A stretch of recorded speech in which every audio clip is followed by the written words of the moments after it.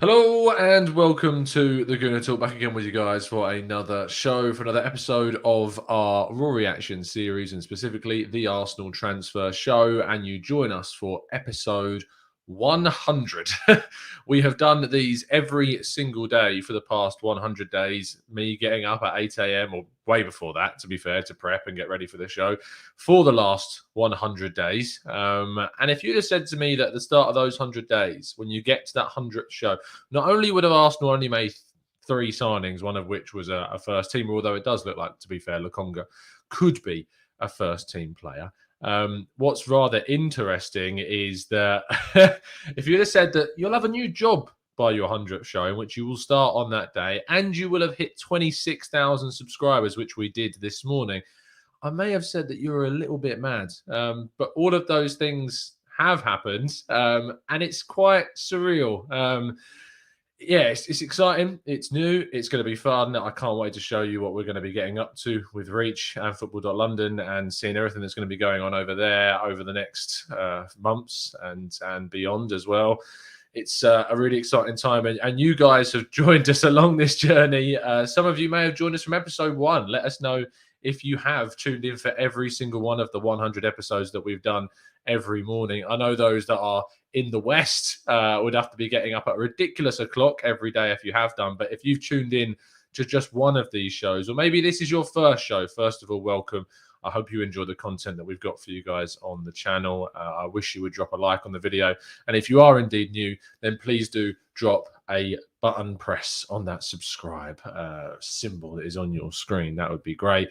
As we go into the 100th episode to tell you about what is going on in the world of Arsenal transfers, and we start off, as we have done for the last few days, with a lot of thanks to our sponsor, Pick Your Team by the Arsenal Review. This is going to be around for the rest of the season, and they are looking forward to seeing plenty of you join their league and see if you can beat plenty of the people within it. See if you can beat me. See if you can beat some of our members. And what this is effectively, it's a predictor game, and all you need to do is predict what Mikel Arteta is going to do each game. And you can see we're gradually building our team towards the Brentford game on Friday. When we do our preview show, we'll be revealing the full team that I would hope Mikel Arteta is going to pick. And maybe the team that I think he will probably pick is you want to get the most points as you feasibly can on that day. And it's certainly an interesting one to see if you can beat your friends. And there is even a chance of a big monetary prize at the end of it. You can win £1,000, in fact, if you win the league. So make sure you go and check it out. Without further ado, though, let's kick off with our first transfer story. And it is around Arsenal. I was about to say Arsenal youngster. Bola is not so much a youngster anymore. He is 22 years of age, and it makes complete sense why then he has left the club, the left back, playing for the under-23s. It was about time that this was done and he moved on, because at 22 years of age, you need to really be playing regular senior football. And he's hopefully going to be doing that now with Rotherham, who he has joined on a 3-year contract. And we will wish him the absolute best of luck going into next season, and hope that he can absolutely smash it and hit the ground running and build a career from this point in a senior setup. So best of luck to Bola. Also, best of luck to Jordi Osei-Tutu, who has joined Nottingham Forest on loan for the season. The right back spent last season on loan in Cardiff. However, because of some serious injuries, he missed quite a lot of the campaign, wasn't able to develop. And maybe if he'd have played that full season and really impressed, he could have even been in a shout of being Arsenal's right back this season. There is obviously Norton Cuffy, who's in the youth setup as well, that's going to be fighting for a possible future place at Arsenal right back. But a lot of is kind of highly thought of with Jordi Osei-Tutu. He was on loan in Bochum a couple of years ago, did really well in Germany. Didn't manage to play too many games at Cardiff last year, and is now on loan with Nottingham Forest this season. So we look forward to seeing how Jordi Osei-Tutu does get on in Nottingham, my old neck of the woods. Let's move on then to the main transfer stories, and we start off with Rob Holding. And those of you that were hoping to see a big bid from Newcastle coming for Rob Holding, I'm afraid it's not going to be happening from the looks of things. Football.London understand that there is nothing moving forwards with this. He's still very much expecting to be an Arsenal player. There are no kind of bids being made or contacts being made about Rob Holding so far, and he is expected to kind of be a utility man option in the back line for Arsenal, and specifically the backup most likely to Ben White, although he can play at left centre back as well, so you may see him playing alongside Ben White in the future, but there's nothing in regards to Rob Holding maybe leaving the club this window. If we move then on to Lucas Torreira, and we talked about this a little bit over the last few days or so, and obviously he's been in Spain training because he can't come back to the UK yet, trying to avoid that quarantine period. He is still interesting Lazio, and that is the report coming out of Italy today, is that Lazio still do hold an interest in Lucas Torreira and seeing whether or not they would be able to sign him. He would be available for a very reasonable figure, considering Arsenal don't really have a place for him in their team. Mikel Arteta has kind of, made the bed, as it were, and is not expecting Lucas Torreira to be back. And so therefore Lazio would present as a very decent option for a player that's already, transitioned to the Serie A. He played for Sampdoria, where we signed him from. He played very well there. And maybe he will now make the move to Rome and Lazio to play there next season and give Arsenal another financial boost this window, which would be nice. If we then move on to our next story, which is Martin Odegaard, the Norwegian international and Real Madrid attacking midfielder who joined us last season on loan for 6 months, is still very much an option for Arsenal, it seems. Information that came out from Spain and the Spanish capital yesterday suggested that Odegaard himself is pushing for a move away from Real Madrid because of Carlo Ancelotti's preference to Isco, which is a little bit surprising considering how kind of much Isco has dropped off over the last couple of seasons or so. But he did get the best out of the Spanish international when Carlo Ancelotti was previously manager and did really well with Isco. So maybe that is a certain area of the pitch that he feels that he can improve, which would leave very little room in the pitch for Martin Odegaard, who wants to be playing week in, week out, wherever he is. He wants to feel stable and settled. And I think he feels that he can be doing that at Arsenal. And Arsenal, we know, were previously interested. He was the number one target at the start of the window. This is going to be one that rolls, as well as the James Maddison and all of kind of our attacking midfield targets, until the end of the window, I feel. And it could even be a transfer deadline day fiasco. It's probably the best word to use for it. So this is still a very real possibility that Martin Odegaard joins Arsenal. And the information coming out from Spain is that he is now leaning more towards leaving the club. And as I use the analogy every time, the Newton's cradle of Martin Odegaard continues to swing. We move on to an interesting story that came out of Sheffield yesterday, as Sheffield United played Carlisle in the League Cup. Aaron Ramsdale was left out of the squad entirely. Now, this doesn't necessarily mean he is leaving in the coming days, or that he was negotiating a deal, or he was travelling to London. It doesn't mean any of that. But what it does mean is that he won't be cup-tied if he does make a move to Arsenal. And it feels like this was an unnecessary, if he was going to stay, an unnecessary thing to do to keep him out of the squad entirely.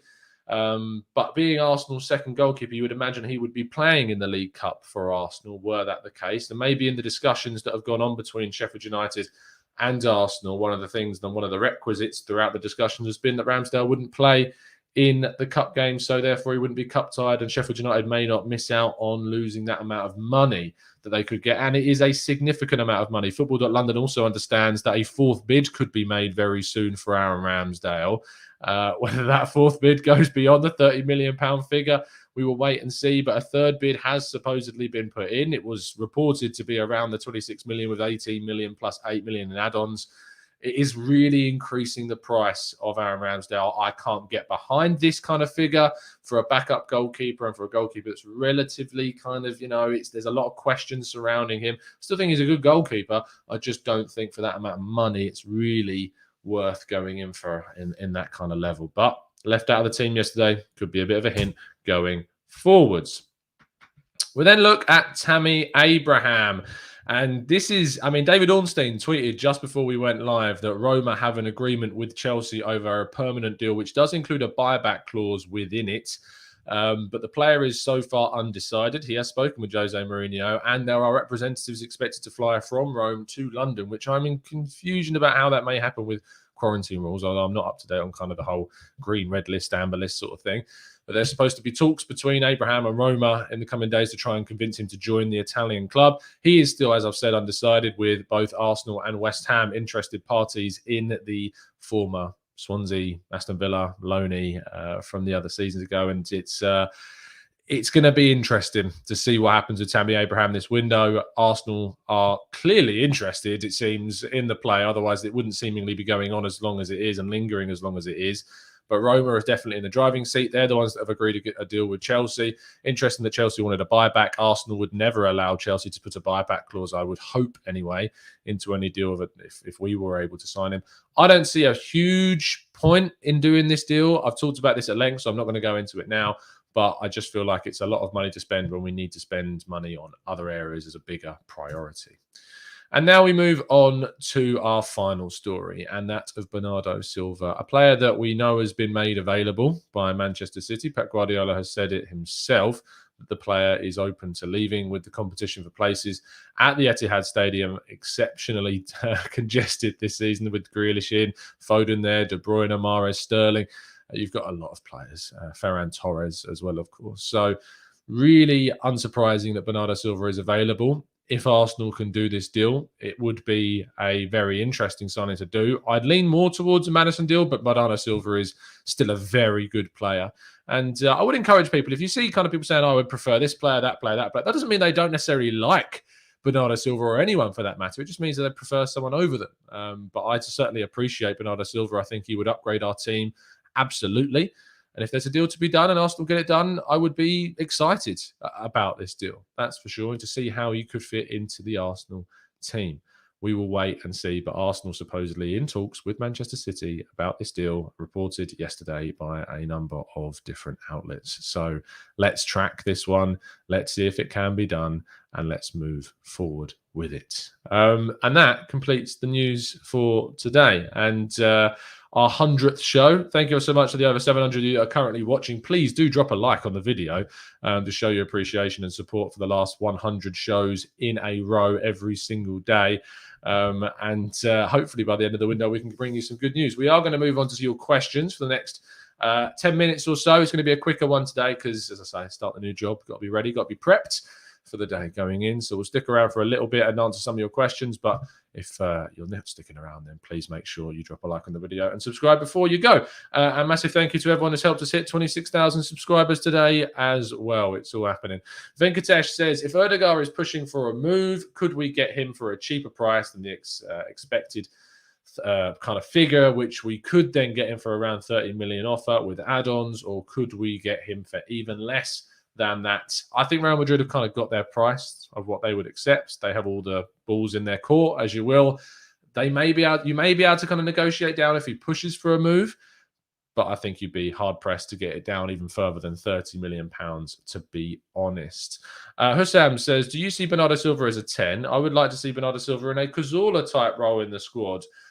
He's very good with his feet. I see him playing a number of positions. He plays, typically out wide for Manchester City quite a lot, and has played at number 10, has played in kind of a number 8 role as well. Could play in that 8 Santi role that he previously occupied. I don't think you should ever try and fit a player into a position someone else formerly did unless they are specifically suited for it. I'd rather if we got Bernardo Silva, we played him in his best role. And I'd rather we utilise the best of his abilities. We've done this wrong with Aubameyang for so long, play him out of that position. We need to move forward with the player that we can play in the right position. Let's go to Andre says, Tom, why don't we go for Navas from PSG? He doesn't seem to want to be the number 2. It's an interesting one, isn't it? Well, I don't know how old Keylor Navas now is. Let's just have a quick look. He is 34, which is, for a goalkeeper, you still expect to go on for a few more years. But I think the wages and the age are probably putting Arsenal off, to be honest. That's probably the really easy answer, but that's what it is. Chet Pert says, can you make sense of the dithering? We could lose out on top options like previous years. Obviously, we perceive it as dithering because we keep seeing reports coming out every single day about these deals and these deals not getting completed. We need to wait until the end of the window and we'll see what happens. I'm not particularly happy about what's going on right now, but I could sit here and say it's a failure and explode about all this. And then by the end of the window, we've made a few signings. I will wait until the end of the window until we see what happens. Not saying that we'll make any signs by then. I will wait to the end of the window. I'll see what happens and we'll move from there. But the fact that we've not got anyone in bar White, Lokonga and Tavares ahead of the first game of the Premier League season is a big failure. Absolutely. Neil says, Tom, do you still think we'll sign 3 players? You ask me this every day, Neil, and I'm still saying yes at the moment. Alan says, why can't we play Tierney in left centre-back and play Nuno at left-back? If we play a high line, if Gabriel is not fit, Tierney will do a good job. I don't think he'll do a better job than Marie in a back 4, Alan. He's not a centre-back. You can play left centre-back in a back three. I wouldn't play Tierney at left centre-back it's not FIFA. I wouldn't be putting Tierney there. It's a very, very different position as a centre-back in a back two than it is in a back three. So I wouldn't play him there. Let's scroll up a little bit more. As says, Tom, are you going to do a Dream Team Fantasy Football League? There is a Fantasy Football League for the Premier League. The link's in the description. You can find it and join our league. It's already being populated, so make sure you go and check it out. Rich Cosworth says, Tom, do you think Silva is more likely than Maddison based on him knowing Arteta and a cheaper price? Are we going to go for that English core still? I don't think he's... I genuinely have no idea who's the kind of the leading candidate at the moment. It goes from one day it's Odegaard, next day it's Maddison, next day it's Bernardo Silva. We have no idea who's the leading candidate, and we're going to have to wait and see as to which target Arsenal do, if they ever do, end up signing. But I can't specifically tell you who I know to be the number one target because no one really seems to know right now. And it would be silly to try and guess who it is. So let's wait and see which one Arsenal sign. I am going to probably try and get a tactical breakdown out on Bernardo Silva at some point, seeing as that link seems to be stepping up. So we'll see where that goes. I've got some people in mind to give you some thoughts on that. Scott says, morning, Tom. Other than Ramsdale and Onana, now unlikely, are there any more goalkeepers that we're being linked to? As it seems extremely quiet considering this is a crucial position for us to fill. Good question, Scott, and I agree with you. It is a very crucial position. It doesn't seem like we are. There were links. We saw some links with Sam Johnston. That was kind of expected. Freddie Woodman we saw as well, but that's gone very quiet. It seems it's Ramsdale or bust right now. That's the feeling I'm kind of getting around this one, which is a little bit frustrating that we're spending this amount of money on a backup keeper if they even see him as a backup keeper. Maybe this is a sign that they're going to sell Leno next summer, and then we'll be in the same position where we need to sign another backup keeper. We'll wait and see what happens. But in my mind, anyway, it seems as though Ramsdale is the only option they're looking for right now. Let's go to Babu, who says 4-4-2 with Aubameyang and Laka up front, Henry, Bergkamp. Well, unfortunately, you can't really play it like Henry, Bergkamp because neither of those two players are Bergkamp. You could make comparisons between Henry and Aubameyang's style of play, nowhere near the same level of quality, but Bergkamp it wasn't even a 4-4-2. It was kind of your 4-4-1-1. And Lacazette is not a Bergkamp. So you'd need a very, very different kind of player if you wanted to play that system. George, what's my new job? I'm going to be the Arsenal fan brand writer / presenter over at Reach, working closely with the guys at football.london. So make sure you're keeping tabs on that, George. Paul says, Tom, can't possibly expect any more signings if we can't get players out. And it's very true, Paul. We need to get players out. Hopefully, we're going to see Joe. I say hopefully, reluctantly, I suppose a bit. We're going to see Joe Willett move on for a very decent figure. Hopefully, we can get out your Nketiahs, your Reece Nelsons, your Lucas Torreiras, your Bellerins, your Ainsley Maitland-Niles if we need to. We'll wait and see. But it does look like to me anyway that those players, Maitland-Niles in particular, seem to be staying. Manu says, what are the positives of waiting until deadline day? None. There are no positives, Manu. Maybe only the fact that you may be able to get players slightly cheaper. But even then, I don't believe that you probably could. If Leno were to get injured, we could be getting charged 50% more for the backup goalkeeper. Very true. Clubs could use that to their advantage. Absolutely. Lee Morris, do I like the third shirt? Of course I like the third shirt. The third shirt is a work of art, it's fair to say. EKK says, Tom, is the membership links back up for your channel, please? Yeah, link is in the description, mate. You can find the link to membership down there. You may not be able to do it on your iPhone. It may need to be on a computer. That's all I'd say. Jolan says, why would we sign Ramsdale? He isn't even that good of a keeper. Disagree. Onana is defo the better player. Agree. And if we keep Leno for 2 more seasons, there are a couple of good young goalies out there. Agree. I think you're harsh on Ramsdale. I think it's a bit of a stereotype that Ramsdale's not a good keeper. We're just assuming he's that because he was relegated with the 2 teams that he was with, despite being the player of the season for those 2 teams. I just don't think his price being quoted is reflective of how good he is or the situation that we find ourselves in. I wouldn't be paying that much for a backup keeper whatsoever. I think it's madness, but he may not be a backup keeper. That's the reality of the situation. We're going to have to wait and see if he comes in, how often he plays, and if he usurps Leno from his number 1 role. So there you go.